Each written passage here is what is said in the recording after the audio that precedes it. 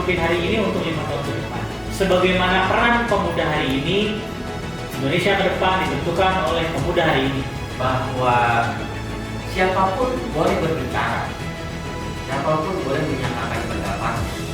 Itu salah satu kelebihan dari demokrasi, di mana partisipasi rakyat itu wajib, partisipasi rakyat itu harus didengarkan.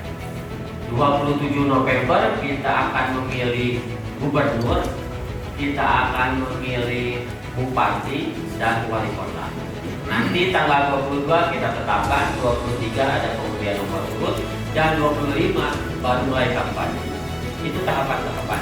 Kita harus bisa mengambil peran agar angka partisipasi pemilih di Jawa Barat itu bisa naik. Kita targetkan angka partisipasi pemilih itu naik 2%. Tapi mudah-mudahan ya, dengan kerjasama kita semua, dengan sokongan dari rekan-rekan mahasiswa Pancasila, bahwa nanti 27 November gunakan hak pilih kita. Pokoknya mau pilih siapapun itu hak prerogatif teman-teman. Sekali lagi saya berharap betul dalam penyelenggara pemilu bahwa angka partisipasi pemilih kita naik, kemudian juga kita mendapatkan memang pemimpin yang membawa kemajuan bagi daerahnya masing-masing. Oleh karenanya saya mengapresiasi Ketua DPD Jawa Barat dengan seluruh jajarannya, dan hari ini menghadirkan satu ruang yang mudah-mudahan menarik untuk didiskusikan. Apakah benar memilih itu adalah hak prerogatif? Kita carikan referensi. Ternyata kalau kita carikan, ternyata memilih itu ternyata memang hak. Repotnya ini yang dia karena hak. Coba kalau memilih itu menjadi kewajiban, itulah ternyata negara yang memilih sistem demokrasi itu menempatkan, meskipun menempatkan pemilu sebagai cara terbaiknya. Pemilu kan cara terbaik dalam demokrasi. Kalau mau di negara demokrasi, pemilu ada. Kalau nggak mau ada pemilu, jangan jadi demokrasi. Dan inilah pentingnya diskusi ini bagi kalian adik-adik di generasi sekarang yang akan mengisi bangsa ini 50 tahun depan dan selanjutnya. Yang berarti kalau kita semua punya kecerdasan khusus dalam konteks demokrasi, bahkan satu saat bukan di rezim mana mana, satu saat ada satu referendum, mungkin satu saat ada referendum, kita mau pilih apa Indonesia? Mau tetap demokrasi kan sekarang, yang biayanya mahal, yang tadi kata analisa di Kompas melelahkan, membuat instabilitas luar biasa, dan tidak membuat gonjang-ganjing, perpecahan dan lain sebagainya. Apakah itu tetap kita pilih bersama? Yang bisa menjawab itu adalah kalian di generasi berikut. Kalau satu saat barangkali Indonesia membutuhkan satu pendapat umum dalam bentuk referendum, apakah kita akan memilih cara baru bernegara atau tetap seperti ini? Tapi paling tidak selama 79 tahun kita merdeka, demokrasi masih tetap kita pilih bersama-sama. Artinya belum ada mekanisme itu. Apakah bonus demokrasi melahirkan demokrasi yang sehat, berkualitas tinggi dalam semua aspek? Yang kalau kita ukur hari ini misalnya akan sangat subjektif. Mau menyebut demokrasi sekarang sehat atau sakit tergantung posisi kita. Karena kalau sudah bicara demokrasi, teman dekatnya adalah politik. Politik itu selalu standarnya adalah kepentingannya. Kalau kita sedang berada dalam kepentingan yang satu, maka kita akan memperkuat posisi yang satu. Sebaliknya ketika kita sedang ada dalam posisi dirugikan oleh sesuatu itu, maka kita akan mempertipis kekuatan argumentasi itu kan ada sesuatu itu. Itulah politik. Maka menyebut demokrasi sehat atau sakit pada saat ini ada pada konteks politik itu sendiri. Yang ketiga adalah karena tema yang kata saya adalah peran pemuda dalam pilkada ya. Nah itu saya selalu punya perspektif sendiri tentang pemuda. Kalau sudah menyebut pemuda, bagi saya pemuda adalah pemimpin kaum muda. Kalau secara usianya memang generasi muda, kaum muda, tapi dia belum tentu pemimpin kaum muda. Kalau sudah pemimpin kaum muda, maka dalam definisi saya, dia baru saya sebut pemuda. Dia harus jadi pemimpinnya generasi muda. standarisasi sebuah negara maju dan modern, yaitu syaratnya 3, ada transparansi, ada akuntabilitas, ada partisipasi. 3 syarat. Kalau 3 syaratnya dipenuhi, maka negara tersebut masuk kategori negara modern. Bagaimana kemudian pemilu kita, pilkada kita misalnya, sudahkah mencapai 3 konteks itu? Maka silahkan mari kita uji bersama-sama dalam diskusi. Apakah pemilu kita sudah transparan? Saya kira penyelenggara khususnya KPU sudah punya standar yang khusus, kita bisa diskusi lebih panjang. Ada Kang Saiful dari Bawaslu yang memiliki kewenangan langsung oleh undang-undang untuk mengawasinya secara khusus, dan kemudian apakah kemudian partisipasinya juga tinggi kuat atau tidak? Berarti kalau itu digerakkan secara khusus dan itu ada pada generasi terkini hari ini, itu bisa melahirkan satu gerakan arus besar. Bukan cuma menentukan arah pilkada besok siapa yang mana, tapi juga arah bangsa di depan. Pada sore hari ini, sesuai dengan tema yang dimintakan peran mahasiswa atau peran pemuda di dalam pilkada 2024 ini, dalam konteks pengawas pemilu, kami memiliki program yang namanya pengawasan partisipasi. Itu parameter kualitasnya itu sudah diukur, termasuk terbuka, dan salah satunya di dalamnya ada partisipasi. Kami justru dari Bawaslu mengajak konteksnya masyarakat seluruh warga negara. Wabil khusus pada siang ini mengajak mahasiswa dan pemuda, mari bersama Bawaslu ikut melakukan pengawasan partisipasi. Tapi kalau di Bawaslu, pandangan tingkat partisipatif itu bukan hanya orang datang.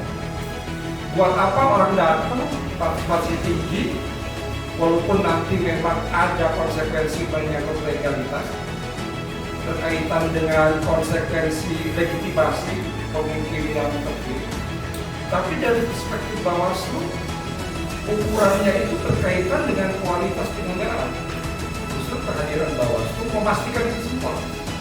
Ayo partisipasi kita naikkan, orang hadir, tapi sesuai dengan apa yang menjadi aturannya. Masyarakat kita semua di ranah pilkada ini bukan hanya hadir datang sebagai pemilih, tapi dia ikut mengikuti prosesnya. Pilkada itu bukan hari H tanggal 27 November, tapi pilkada tahapannya hari ini sudah memasuki 2 tahapan.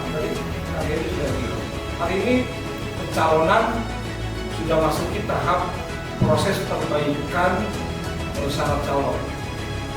Begitu juga di tahapan yang sejak dini sudah dimulai, dan hari ini sudah memasuki tahapan penyusunan rekap daftar pemilih sementara hasil pemilu. Pertanyaannya, peran mahasiswa di situ apa? Peran pemuda di situ apa? Setidak-tidaknya sebagai warga negara, sebagai hak memilih, justru diawali dari bagaimana adik-adik semua masuk dalam daftar pemilih.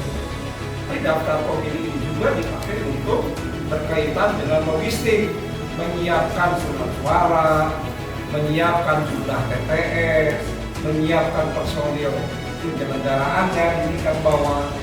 Jadi prinsip dasar pengawasan partisipatif itu adalah keterlibatan masyarakat secara aktif, ya, memantau dan memastikan bahwa suatu proses seperti pemilihan umum atau proyek pembangunan berjalan sesuai dengan aturan. Paradigma pengawasan partisipatif ya tentunya berkaitan pemilu bukanlah ajang seremoni politik. Dimungkinkan bahwa setiap ajang pemilu atau pilkada itu terus peningkatan partisipatifnya naik, kualitas demokrasinya semakin berkualitas, semakin berintegritas. Karena patokannya tetap Pancasila. Ini pemilu ini kalau nggak ada Pancasila ini bukan ada pemilu di sebenarnya gitu. Tidak berpihak di pengawasan partisipatif. Memang ini di frame-nya, di frame Bawaslu ini masalahnya, ini tidak berpihak, ya. Dia profesional, anti kekerasan, dan menjunjung tinggi aturan hukum. Frame-nya itu. Jadi pengawasan partisipatif itu nggak boleh di luar konteks hukum. Karena pemilu itu sudah diatur izin. Dari mulai undang-undang dasarnya, ke undang-undang, ke peraturan teknis, terus sampai ke peraturan SE dan segala macam. Yuk nih, Bawaslu mau ngajak teman-teman di masing-masing tahapan ini. Setidak-tidaknya kalaupun sudah tahu, bangga posisinya sudah ada posisi di mana. Tapi kalaupun belum tahu, oh ternyata pilkada itu bukan hanya sebatas datang di tanggal 27 November pemilih selesai.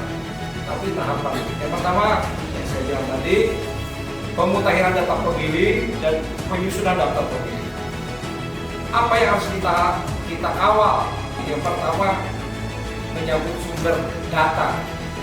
Jadi sumber data itu bukan dari ketua RT terus dimutakhirkan, tapi sumbernya dari DP4, daftar potensial pemilih. Itu dari mana? Dari Kemendagri, Dirjen Kependudukan. Jadi penduduk dihitung, katakanlah dia 6 bulan sebelum tahapan awal kita sudah minta data DP4-nya. Seluruh penduduk yang ada di wilayah itu kita tarik. Jawa Barat penduduk yang potensial pemilihnya ada berapa? Oh, 36 juta. 36 juta penduduk ditarik datanya. Itu namanya DP4. Datanya masih kotor. Berarti nggak masih kotor itu? Masih kotor itu artinya penyelenggara pemilu itu harus milah-milah. Oh, ini udah masuk tentara, coret. Oh, ini udah meninggal, coret. Oh, ini belum 17 tahun. Coba lihat tanggal 27 November dia 17 tahun atau belum. Oh, masukkan. Tapi nanti pasti jadi potensial karena ketika dia dicopet belum 17 tahun.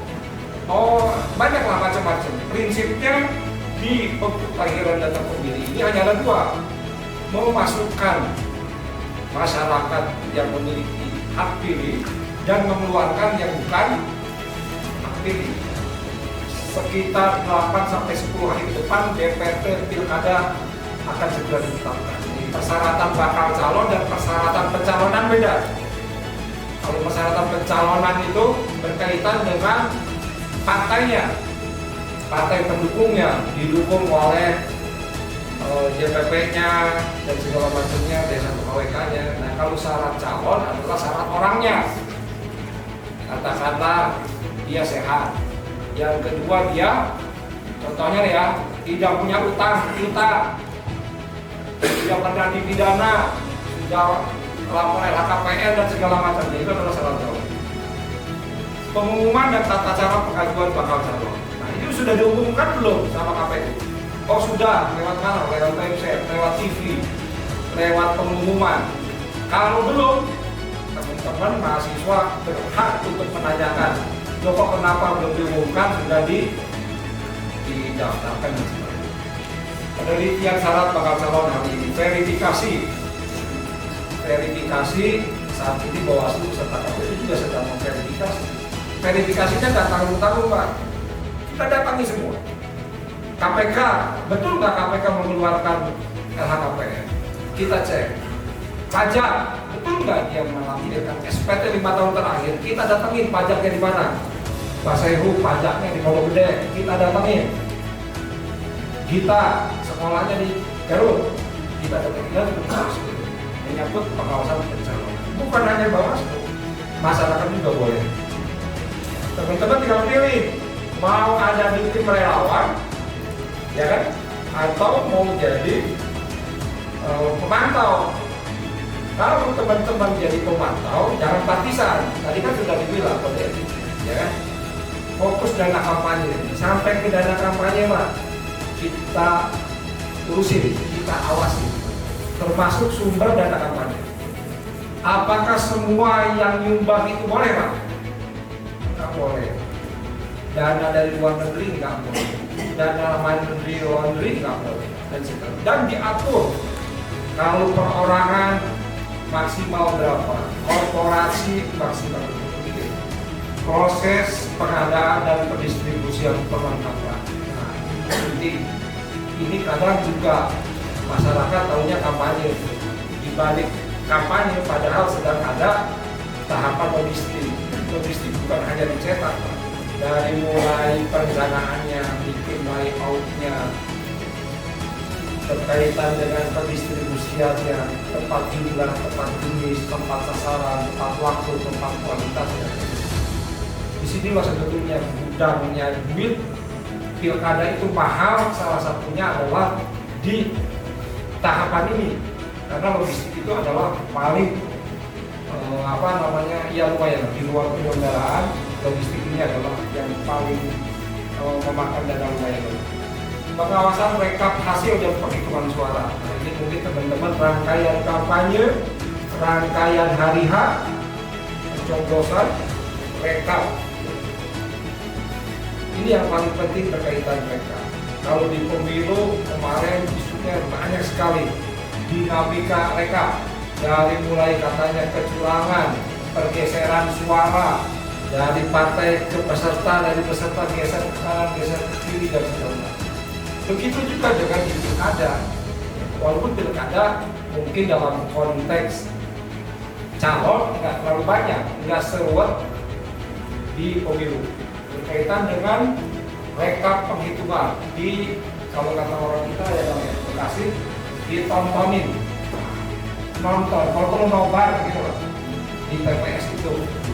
Jangan biarkan penyelenggara uplak-uplak sendirian. KPPS, PPPS, dan para calon.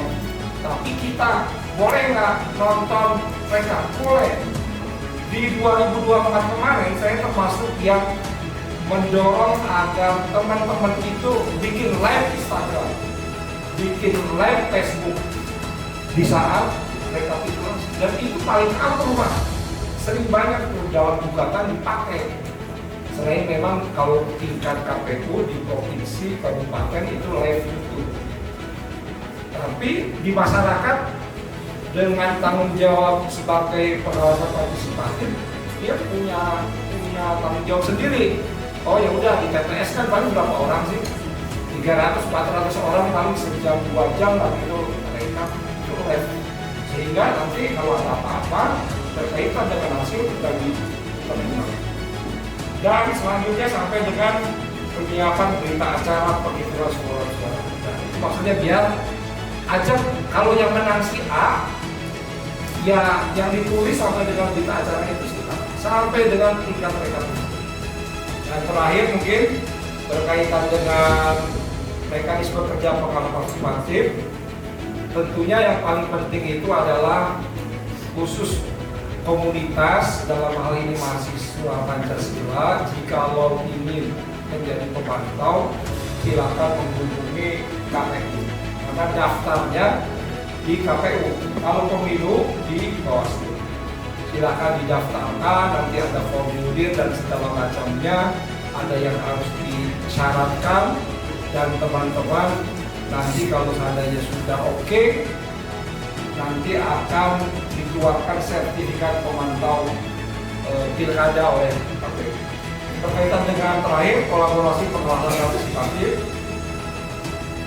berkaitan dengan jaringan, tentunya berkaitan ini teman-teman nggak sendiri, mahasiswa Pancasila nggak sendiri, pemantau pemilu itu dari tingkat nasional, tingkat daerah sudah banyak, sehingga saling berkolaborasi sesama jaringan. Kolaborasi, saling bertukar pikiran, malah di beberapa NGO pemiluan itu mereka punya perkumpulan, ada perkumpulan, ada tim, ada DPR dan segala macamnya, itu yang di tingkat nasional. Kalau di tingkat daerah, ya mungkin ada teman-teman PMI, teman-teman HMI, ada teman-teman mahasiswa Pancasila dan segala macamnya yang kita mau tahu. Terus merawat komunitas, ya tentunya tadi dengan jaringan kita justru merawat komunitas, merawat di internal maupun sesama komunitas pemantau. Bekerja dalam tim sudah pasti, karena berkaitan dengan pemantau ini berkaitan dengan kerja kolektif, tidak kerja sendiri-sendiri. Oke, terima kasih. Matur nuwun. Saya tantang teman-teman mahasiswa Pancasila ikut gabung di dalam pemantau pilkada tahun 2024. Terima kasih. Baik, tepuk tangan sekalian untuk yang 2024.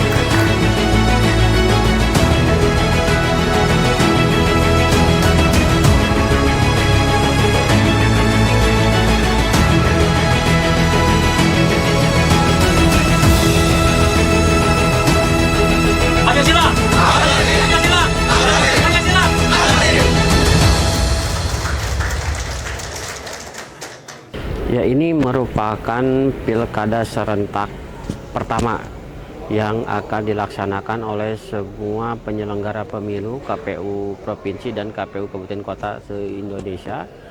Ini tentu akan menjadi tantangan bagi kami dan merupakan juga ujian bagi penyelenggara pemilu di berbagai tingkatan, sejauh mana kami bisa memberikan jawaban atas tantangan yang dibuat oleh pemerintah pusat untuk penyelenggaraan pilkada serentak ini. Oke, terus harapan dilaksananya kegiatan sosialisasi kali ini itu apa, Pak? Ya, kami secara bertahap terus melakukan sosialisasi dan pendidikan pemilih ke berbagai organisasi masyarakat, organisasi pemuda. Harapannya mereka bisa menularkan informasi dan pengetahuan yang didapatkan lewat pertemuan kali ini, disampaikan kepada masyarakat luas, sehingga pada 27 November angka partisipasi pemilih di Jawa Barat mengalami kenaikan sebesar 2%. Oke, yang terakhir Pak, pesan yang ingin disampaikan bagi yang nonton video ini. Jangan lupa 27 November gunakan hak pilih kita, datang ke TPS untuk masa depan Jawa Barat, untuk masa depan kabupaten kota kita masing-masing menjadi lebih baik. Pilkada 2024 adalah pilkada terbesar di Indonesia maupun di dunia. Kita akan melakukan pilkada yang baru pertama kali kita lakukan secara serentak di seluruh daerah, termasuk di Jawa Barat. Dan tentunya pilkada di Jawa Barat, pemilihan gubernur, wakil gubernur, dan 27 kabupaten kota pemilihan bupati dan wakil bupati, wali kota dan wakil kota. Tentunya kita akan melakukan kegiatan secara serentak. Dan ini menjadi tantangan tersendiri, khususnya berkaitan dengan proses menyelenggarakan pilkada yang secara serentak, dan tentunya kita akan selalu berkoordinasi, dan kami dari Bawaslu Provinsi Jawa Barat juga melibatkan masyarakat untuk melakukan pengawasan partisipatif pada pilkada ini. Oke, selanjutnya harapan diadakan sosialisasi kali ini itu apa, Pak? Harapan dari kegiatan sosialisasi pada sore hari ini tentunya dengan harapan mengajak masyarakat ikut gabung dalam pengawasan partisipatif, karena berkaitan dengan pilkada ini bukan hanya meningkatkan tingkat partisipatif kehadiran di TPS, akan tetapi berkaitan dengan kualitas pilkada itu harus terjamin tinggi, berintegritas, sehingga berkurangnya proses pelanggaran yang ada selama ini, sehingga peningkatan kehadiran tinggi dan kualitas prosesnya juga bisa terjamin. Oke, yang terakhir Pak, pesan yang ingin disampaikan. Pesan yang ingin disampaikan tentunya mari bersama-sama dengan penyelenggara, Bawaslu, KPU, dan masyarakat semua, kita sukseskan Pilkada 2024 dengan hadir di TPS pada tanggal 27 November, dan tentunya mengikuti proses tahapan-tahapannya, baik pemutakhiran data pemilih, sebentar lagi nanti ada kampanye, dan nanti akan kita kawal hadir di TPS. Jika ada pelanggaran tidak sesuai dengan regulasi-regulasi yang ada, mohon tidak ragu untuk melaporkan ke pengawas pemilu terdekat. Baik, tentunya tantangan pilkada di tahun 2024 ini yang akan kita lewati ke depan, pertama pastinya adalah partisipasi masyarakat yang harus dikawal dan terus dinaikkan dengan baik. Yang kedua, tentunya mencerdaskan masyarakat terkait pemimpin yang harus dipilih, karena ke depan ini akan menjadi tanggung jawab bersama untuk mengawal demokrasi kita. Kemudian harapan dilaksanakan acara sosialisasi ini itu untuk apa? Baik, harapan pertama adalah tentunya mencerahkan dan menggerakkan teman-teman muda untuk menaikkan partisipasi pemilih di Jawa Barat. Yang kedua, tentunya memberikan tentang pemahaman bahwa pentingnya menjalankan demokrasi, pentingnya ikut mencoblos, pentingnya menentukan masa depan Jawa Barat khususnya ke depan dalam pencoblosan pemilu kada besok. Oke, yang terakhir itu Kang, apa pesan yang ingin disampaikan kepada yang nonton? Baik, pesan yang saya sampaikan untuk teman-teman muda se-Jawa Barat khususnya, bahwa yuk sama-sama kita kawal pemilu ini dengan baik. Yuk sama-sama kita cerahkan dan gerakan masyarakat untuk mau memilih. Dan tentunya pemilih kita ke depan kita harapkan menjadi pemilih cerdas untuk pemilu 2024 ini.